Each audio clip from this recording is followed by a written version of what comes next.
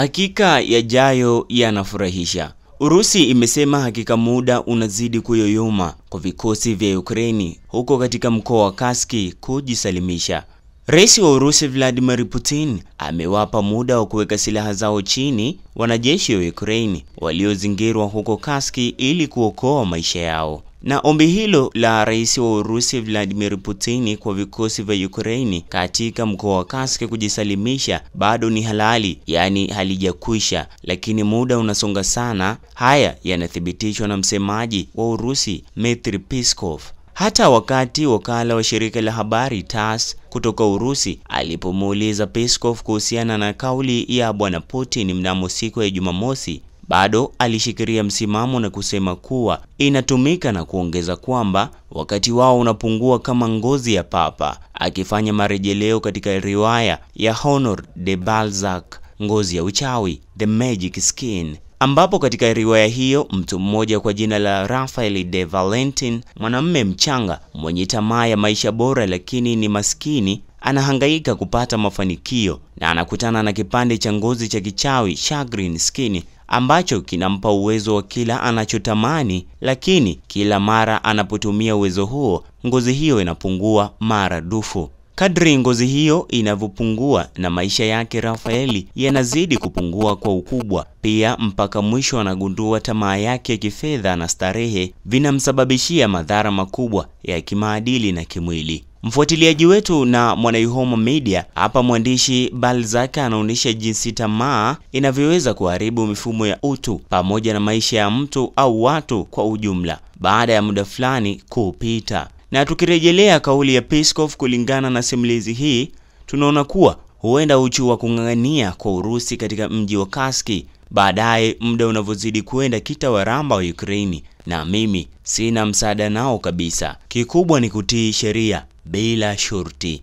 Hivyo mnamo siku ya Ijumaa, Rais Putin alihakikisha kuonewa huruma kwa wapiganaji wa Ukraini waliozingirwa katika mkoa wa Kursk ikiwa watajisalimisha, na mnukuu, ikiwa wataweka silaha zao chini na kujisalimisha, tutawahakikishia usalama wa maisha yao na kutendewa kwa heshima kwa mujibu wa sheria za kimataifa na kanuni za kisheria za Urusi. Alionyesha kwamba Ukraini inapaswa kuwaamuru wanajeshi wake kufanya hivyo kabla hali ya hewa kuchafuka. Kauli ya Putin ilikuwa ni jibu ambalo linatokana na wito wa rais wa Marekani Donald Trump kuhusiana na kuokoa maisha maelfu ya wanajeshi wa Ukraini ambao wamezingirwa kabisa na jeshi la Urusi. Na Trump alikiri katika ukurasa wa habari wa Truth Social kwamba haya yangekuwa mauaji ya kutisha sana ambayo hayajaonekana tangu vita vya pili vya kidunia. Tukumbuke kuwa Rais Vladimir Putin anaeleza kuunga mkono pendekezo la Marekani la kusitisha mapigano, lakini akasisitiza kuwa masuala fulani lazima yashughulikiwe kwanza. Rais wa Marekani Donald Trump amemtaka mwenzake wa Urusi Vladimir Putin kuokoa maisha ya wanajeshi wa Ukraini ambao wamezingirwa katika mkoa wa Kursk kama sehemu ya makubaliano ya kusitisha mapigano. Kufuatia mkutano wa Saudi Arabia mapema wiki hii, Marekani na Ukraini zilitoa pendekezo la kusitisha mapigano kwa muda wa siku 30, na mjumbe maalum wa Marekani Steve Witkoff aliwasilisha maelezo ya mpango huo kwa Putin mnamo siku ya Alhamis. Na ufafanuzi wa hizi siku 30 ni kwamba ndani ya muda huo utakuwa unatafutwa mwafaka wa kukomesha vita hivyo, licha ya kuwa Ukraini imekuwa ikizitumia vibaya kuongeza nguvu za kijeshi ili kujaribu kuichapa tena na tena Urusi. Katika mkutano na waandishi wa habari siku ya Alhamis, rais wa Urusi alisema yuko tayari kwa wazo la kusitisha mapigano, lakini akasisitiza kwamba masuala fulani yanapaswa kushughulikiwa kabla, ikiwa ni pamoja na hatima ya majeshi ya uvamizi ya Ukraini ambayo kwa sasa yamezingirwa katika mkoa wa Kursk wa Urusi. Katika chapisho kwenye ukurasa wa habari wa Truth Social siku ya Ijumaa, Trump alikiri kwamba maelfu ya wanajeshi wa Ukraini wamezingirwa vilivyo na jeshi la Urusi na wako katika hali mbaya na hatari zaidi. Aliendelea kusema kuwa alimwomba sana Rais Putin kwamba maisha yao yaepushwe. Haya yangekuwa mauaji ya kutisha ambayo hayajaonekana tangu vita vya pili vya kidunia.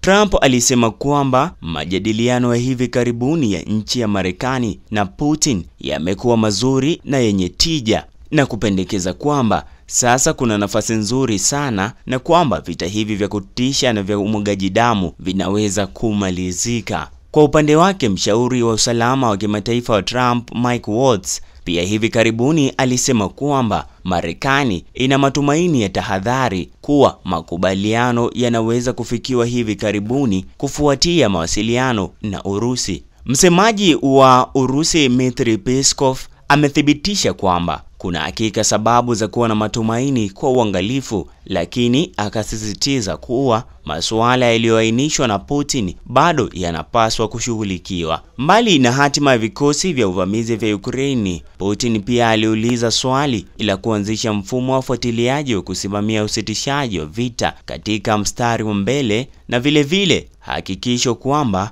Ukraine haitatumia sitisho hilo la muda wa siku 30 kujinoa na kujaza safu zake kwa mara nyingine tena. Niseme tu kwamba Putin kuwa makini muda wote ule wakinukisha Ukraine wakutane na rungu la kichwa, maana walisema amani, na juzi tu wakakupiga huko Kaski kwa uoga mkubwa wakitumia ndege zisizo na rubani. Ikumbuko kuwa Ukraine ilianzisha mashambulizi makubwa huko katika mkoa wa Kursk mnamo Agosti 2024 na kufanikiwa kuuteka mji wa Sudzha pamoja na vijiji vingi huko Urusi. Licha ya hayo yote, Volodymyr Zelensky alisema kuwa uvamizi huo katika mpaka unaotambuliwa kimataifa unalenga kupata mwafaka kwa mazungumzo ya amani yajayo. Japokuwa jeshi la Urusi lilisimamisha harakati ya Ukraine, na tangu wakati huo imekuwa ikirudisha eneo kidogo na kufikia siku ya Jumatano 86% ya ardhi iliyokuwa imekaliwa na Ukraine ilirudishwa.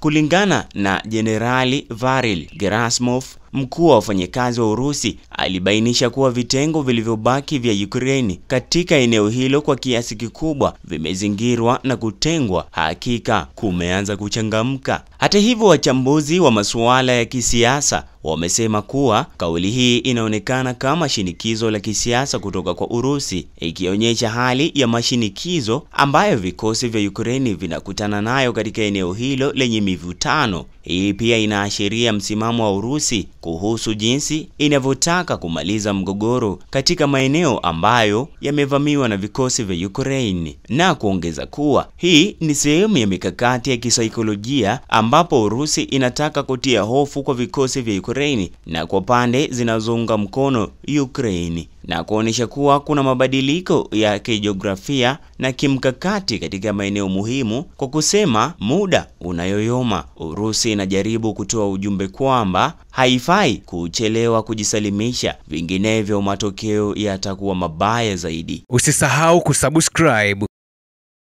like na kubonyeza alama ya kengele. Asante.